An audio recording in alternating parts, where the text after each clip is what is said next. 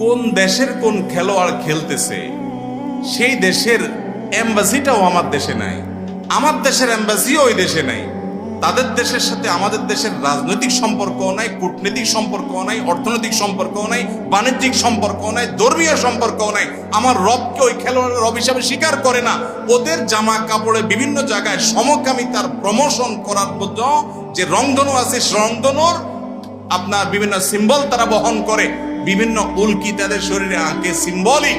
যারা আমার রবকে, দিনকে শুধু মানে না তা না, তারা আল্লাহর বিরুদ্ধে বিদ্রোহ করার শামিল এরকম কাজগুলো করে। আর আমার দেশের সাথেও তাদের কোনো সম্পর্ক নাই।